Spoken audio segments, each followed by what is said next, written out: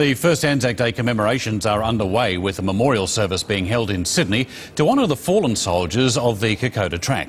10's Brett Mason joins us from the memorial service in Sydney. Brett, the Kokoda Trek is becoming an increasingly popular pilgrimage for Australians, but you're with one group who are also using the walk to unite two communities that have had their troubles in recent years.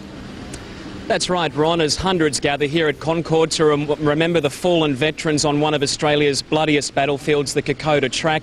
A younger generation of young Australian leaders is preparing to follow in their footsteps. This is a group of people from Cronulla and also from Western Sydney who were caught up in those Cronulla riots 4 years ago, and these young leaders are determined to make sure those horrors in the past aren't repeated. We've got two members of Parliament who are actually going to be joining in Kokoda tomorrow when we fly over there for a 10-day trek. We've got Clare, the Labor member for Blaxland, and we've also got Scott Morrison, the Liberal member from Cook. Thanks for joining us on the Morning News. Jason, why Kokoda? Kokoda is a sacred place. The soldiers that fought there helped to defend Australia from being invaded 67 years ago. We're going back there because we want to honour their memory and learn about their sacrifices and their mateship, and hopefully we can pass the Anzac spirit onto a new generation of Australians.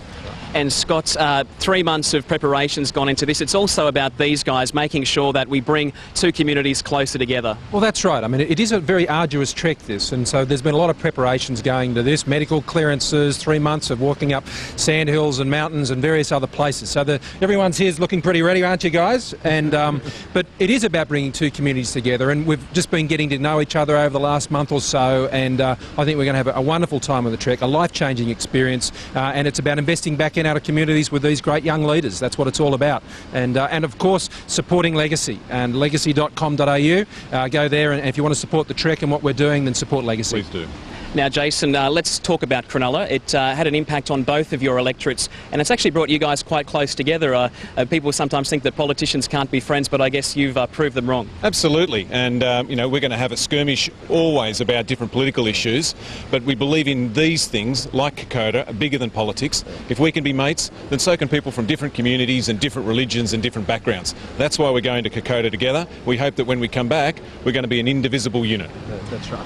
Well, Ron, if you at home want to get involved and take part in this Kokoda Mateship Trek, you can donate to Legacy. The number to call is 1-800-LEGACY. That's 1-800-534-229. And I'll be touring with the group in Kokoda when we fly out tomorrow, and we'll have updates on the group's progress in 10's bulletins throughout those 10 days. Back to you. Brett, you're a fitter man than me. Thank you. 10 reporter Brett Mason.